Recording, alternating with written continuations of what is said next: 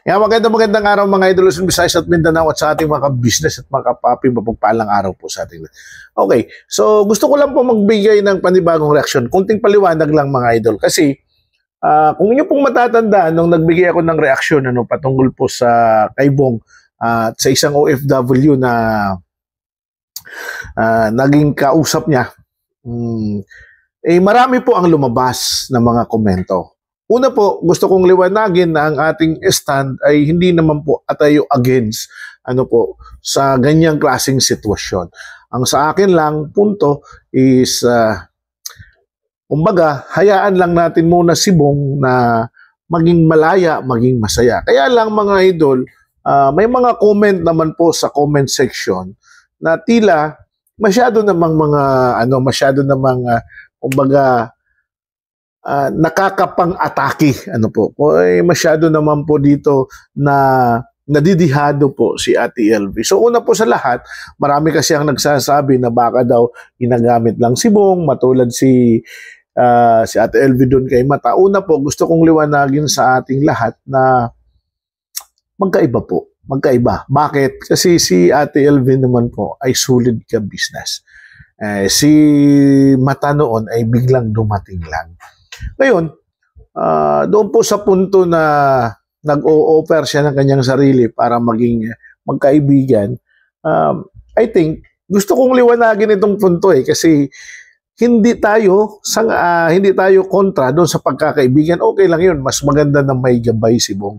Pero, mas lalong gusto ko sana na mapalawig pa ang mga pagkakataon kung ito ay patungo sa isang relasyon. Yun po yung kasing liwanagin natin.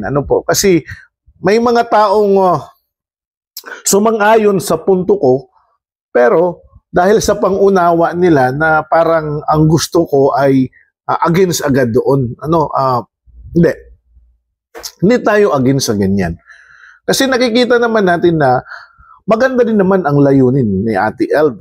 Ngayon, ang sa akin lamang is kumbaga, para magkaroon ng matagumpay na relasyon is kailangan pahinugin si Kuya Bong sa kanyang sarili na mas higit pang makilala niya. Ngayon, kung titingnan natin, obserbahan natin yung video na bumili sila ng regalo kay Papa Dins. Okay, doon tayo sa video na bumili sila ng regalo kay Papa Dins. Napansin niyo po na sobrang saya ni Kuya Bong. Napakalikot niya, napakabilis niya. Bumili pa siya ng siupaw, pinakain niya yung mga kagwangan, likewise si Mr. Ka-Business.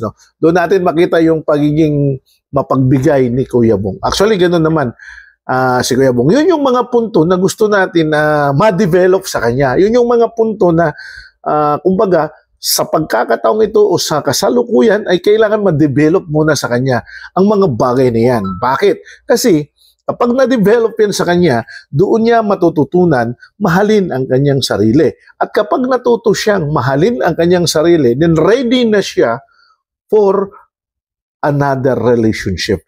Ito po mga idol ay para maiwasan natin ang mga pagkakataon na nangyari noon.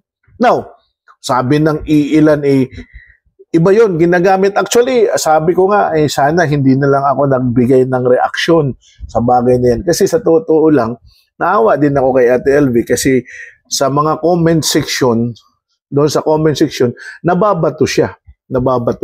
Pero ako, gusto kong liwanagin po sa inyo, huwag naman tayong ganyan. Kasi nag-offer lang naman siya ng kanyang sarili. At hindi naman, wala namang sino mang ibig sabihin makakagawa na, oy tika, pag ganito agad, agad si Bong, hindi naman, di ba? Lahat naman ay may desisyon. Pero, ang sinabi kong opinion is para magkaroon ng productive relationship kung magkakaroon man in the future. Yan po ang pinakamaganda. Now, dapat maunawaan din ng ating mga followers na at least, mayroon siyang ino-offer para kay Bong na maging magkaibigan sila, magbayan niya si Bong. Then, good yan. Good yan. Para magkaroon sila ng mas malalim na pagkakakilala. Pero,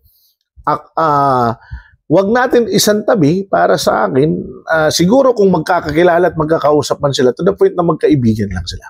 Yun lang po muna, ano? Yun lang po muna ang pinakamainam na punto. Then, kasi matutulungan din si Bong matutulungan din si Bong para matutunan siyang mahalin. Ang maganda dito mga idol ay bumabalik na si Bong sa dati, di ba? Nagsisimba siya, nagcha-charge, napakagandang adhikain, napakagandang punto, napakagandang mga pangitain yan na talagang andyan si Bong nagsiseryoso. Wag lang sanang ito mga idol, wag lang sanang bumalik na naman sa dati, nagguguluhin ang kanyang kaisipan. Kasi ang trend natin, yung kanyang kumbaga yung pagkasunod-sunod ng kwento, laging nagugulo ang kanyang kaisipan kapag may mga taong nagbibigay ng intervention na ini-introduce niya yung kanyang dati, di ba? Ganun siya, kaya naguguluhan siya. Now, this time nakafocus ulit siya sa ka-business, napakaganda yan, and sana ipagdasal natin na i-enjoy no lang muna ni Bong ang lahat. Ano po? Pero klaruhin ko sa puntong ito, doon po kay Ate LV, ano natin mga idol, wag naman natin masyadong husgahan yung damdamin ni Ate LV. Ano po? Wag naman natin husgahan kasi at the end of the day, sila Mr. Ka-Business pa rin ang mag-guide niyan. Doon sa na ano lang ako kasi yung kinukumpara siya na baka matulad yan sa dati, ginagamit lang si Bong. Hindi po. I'm sure, ina-assure ko po sa inyo na hindi ho ganun. Kasi si Ate LV ay ka-business, solid ka-business. So ibig sabihin, kapag solid ka-business ka, andyan yung adhikain, layunin mo na baguhin mo or tulungan na mabago si Bong, andyan po yun. Samantala noon si Mata ay biglang pumasok lang nang walang, hindi natin alam kung saan, di ba? Basta ganun po yung nangyari. And then, eto na. Ang sumunod ng mga kabanata ay napakaraming, kumbaga, komplikasyon. O, di ba? So, napakaraming komplikasyon. Now, balik tayo. Ngayon, idalangin natin mga idol si Kuya Bong na sana ay mas higit pa na matutunan, mahalin niya ang kanyang sarili, mas higit pa niyang maunawaan ang mga bagay-bagay na nakapaligid sa kanya. At syempre, sana yung kanyang, ako ang dalahin ko na sana ay magtuloy-tuloy, na makapag-vlog ulit siya, makabalik siya sa pag-vlog para makapagbigay siya ng, magkaroon siya ng income at magkaroon siya ng charity mission. Sana nga po may mag-sponsor sa kanya for charity. Kasi nakikita ninyo kung nagagawa ni Bong ang mga bagay na yan, mas lalong na-i-enhance ang kanyang sarili. Masyado siyang, masyadong nade-develop yung confidence sa kanyang sarili kapag nagkakaroon siya. Kasi po, alam nyo po, ito po yung nakatagong sekreto ng puso ni Bong. Yung kanyang puso na mapagmahal, yung kanyang pusong mapagbigay, yung kanyang pusong mapagkalinga. Yun po yung nandyan sa kanya. At hindi po natin mapapasubalian yan. Okay? So, bueno mga idol, hanggang dito lang po muna itong ating reaksyon. Gusto ko lang din ako liwanagin, no? Sa lahat, again, bago tayo magsarado, sana wag naman nating gawin yan sa kay Ate LV. At LV, magandang tanghali, sana po ay klaro din po sa inyo. Ito, andyan po din po yung aking pagsaludo sa iyong mga hakbang para kay Kuya mo. Okay, so comment down below mga idol para po sa inyong mga komento sa reaction natin ito at hanggang po sa susunod na reaction video. Ako po si Taong Gala. Mapagpalang araw sa ating lahat. Siyempre, bago po tayo magsarado mga idol, please do connect Ka-Business Official, Ka-Business Family, Papa Dins, and Mrs. Ka-Business. Ito din po mga idol, i-follow din po natin ang ating mga kagawang, si Kuya Bong, lalo na ay suportahan po natin at ang ating mga Ka-Business Reactors. Bye-bye mga idol, mapagpalang araw.